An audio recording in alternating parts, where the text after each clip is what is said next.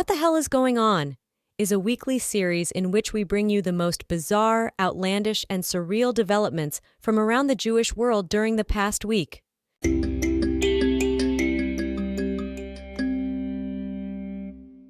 U.S. universities were all over the news all last week. On Monday, Columbia University in New York City canceled in-person classes, according to CNN, as tensions on campus remain high ahead of Passover following pro-Palestinian protests. Or, as one social media user more accurately described it, quote, because privileged pro-terrorist nutjobs are advocating the genocide of Jews, and there's every possibility someone will be killed. Images included burning the American flag, matching tents, indicating these demonstrations are not grassroots movements, printed instructions on how to conduct illegal acts without being arrested, and posters of convicted terrorists. As Michael Oren, a former Israeli ambassador to the United States, observed, spontaneous encampments, new uniform tents, middle-aged protesters blocking the entrances to campus. The attack on American universities is clearly being financed and orchestrated. The FBI must investigate. Visitors to Columbia's encampments included Motaz Azaiza, who participated in the Palestinian invasion of southern Israel on October 7th and posted and glorified videos of Hamas terrorists invading Israel and kidnapping people, as well as the wife of the convicted financier of Palestinian Islamic Jihad, whereas Columbia professor Shai Davidi, a Jewish Israeli, had his access to the university rescinded just days ago. Dr. Jill Stein, the head of the Green Party of the United States, also paid a visit to Columbia, saying she was there, quote, confronting Zionists, and that, quote, opposing genocide is a Jewish value. I am not sure what genocide she is referring to, maybe the one in Myanmar. After a Jewish man told her that, quote, Israel is the only homeland of the Jewish people, she responded by saying, quote, the Jewish people have Poland, you know, the country where some 3 million Jews were massacred from 1941 to 1945. At the University of Southern California, anti-Israel protesters were shouting, Intifada, Intifada. When someone asked them what Intifada means, they had no idea. At New York University, one anti-Israel protester said she wishes she, quote, was more educated about what they were protesting. As one social media user wrote, quote, don't be accusing Israel of being colonizers while you're living in a city with the word new in the name. At UCLA, a female teaching assistant was seen arguing with a student waving an Israeli flag, and she claimed that a genocide is taking place. The student, correctly, told her that the Palestinian population has grown since 1948, making a genocide factually impossible, to which she looked around, dumbfounded, and then asked, who can help me here to answer this question? Video came out this week of Columbia University's current president, Minouche Shafik, remarking at an event just 2 months after 9/11 that terrorism, quote, is a form of protesting. To add insult to injury, the Judaica section at the University of Pennsylvania bookstore includes books with titles like The Quran, 2 Billion Caliphs, A Vision of a Muslim Future, and Animals in Islam. Meanwhile, at Princeton University, a recruiting document showed that pro-Palestinian demonstrators know they are breaking the rules, but do not expect serious consequences. The document says that they, quote, have a trained security team, pro bono legal support, and faculty members on our side to negotiate with administration. At the Massachusetts Institute of Technology, Jewish students had to move their Passover Seder to a new location because a pro-terrorist mob was setting up camp outside the Jewish Center. At Northwestern University, the president urged students to attend an anti-Israel lecture series as an alternative to setting up camps. At the University of Michigan, anti-Israel protesters distributed flyers that said, quote, freedom for Palestine means death to America.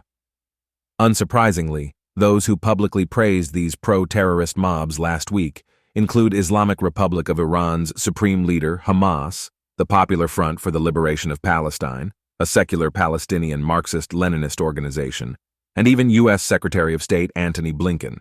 That's right, Blinken called the blatantly anti-Semitic demonstrations, thronged by bullying, harassing, and calls for violence, quote, a hallmark of our democracy. But don't just take my word that these demonstrations are profusely anti-Semitic. Here is what Ayaan Hirsi Ali, a Somali-born writer who grew up Muslim had to say. Let's stop referring the insurrection underway on our university campuses as pro-Palestinian protests. They are not pro-Palestinian. They are anti-Jewish and anti-American. What you see are pro-Hamas operatives exploiting gullible students. They are flexing their Islamist muscles. Incompetent and weak university presidents who allowed this problem to get out of hand will not stop them. The feds need to take control before they shed blood.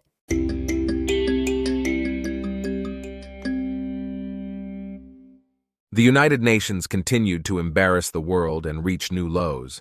UN Secretary General Antonio Guterres excluded Hamas from a list of entities suspected of committing sexual crimes in conflict. Yes, that is the same Hamas that committed the most heinous mass rape and sexual violence on October 7th, and which is ongoing with the hostages. And according to a report about the notorious UN Agency for Palestine Refugees, the agency's mechanisms to make sure it does not hire terrorists are as follows. 1. It asks potential employees if they are terrorists. 2. It checks their names against a list that does not include Hamas. And 3. It double-checks with Hamas.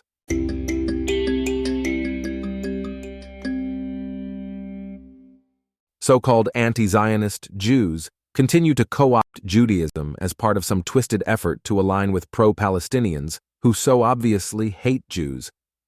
Naomi Klein used the Passover holiday to write an op-ed in The Guardian saying, "We don't need or want Zionism. We want freedom from the project that commits genocide in our name." The organization Jewish Voice for Peace, which is neither Jewish nor for peace, created a Passover mat on which the Hebrew was written backwards. As one social media user wrote, "Guys, just because we want to eradicate the world's only Jewish state, and we march in solidarity with the organization responsible for October 7th, doesn't mean we're anti-Semitic. We have a whole tent of Jews hosting a river to the sea Seder."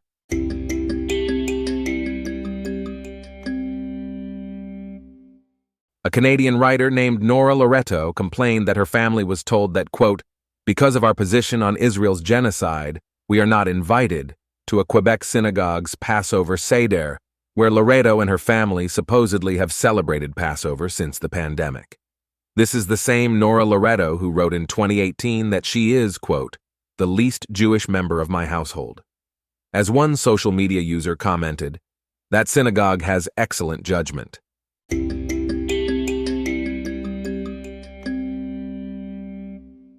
The Passover statements from U.S. politicians were interesting, to say the least.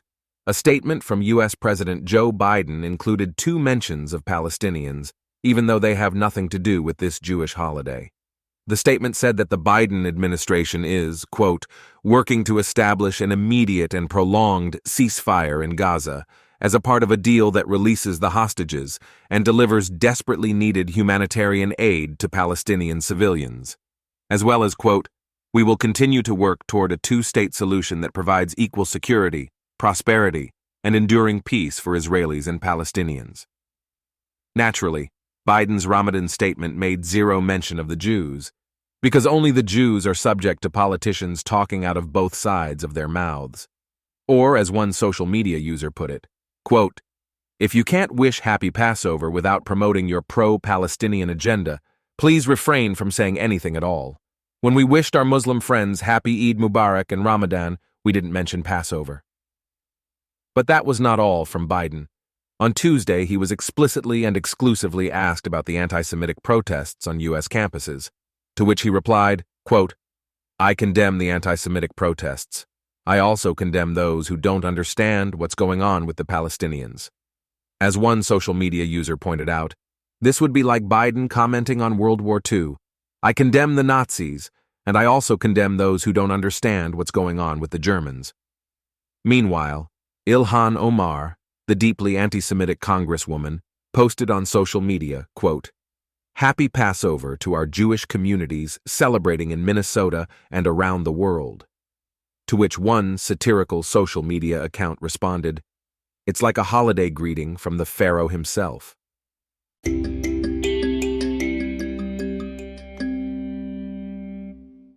During an Arab League session on Monday, Essa al-Nasser, a member of the Qatari Legislative Shura Council, delivered a speech marked by anti-Semitic rhetoric and calls for violence against Israel. Al-Nasser's remarks included accusing Jews of being, quote, killers of prophets, a well-known anti-Semitic trope. He asserted, quote, there will be no peace nor negotiations with the Zionist entity for one reason, because their mentality does not recognize negotiations, but rather only breaking promises and lying. They only recognize one thing, which is killings, since they are killers of prophets. In reference to the October 7th massacre, Al-Nasser hailed it as a, quote, prelude to the annihilation of the corruption of the second Zionist entity upon earth. Yet no one seems to be talking about Qatar, which hosts Hamas and likely knew about its October 7th plans. Why?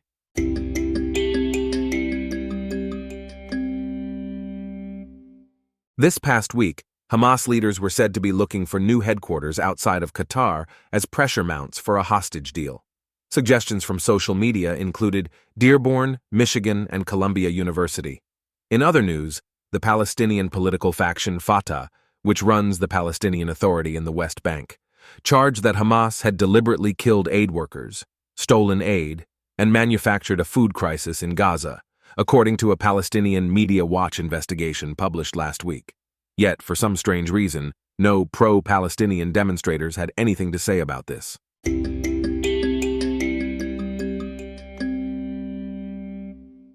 The U.S. told Israel not to enter Rafah in the Gaza Strip during Ramadan, a Muslim holiday.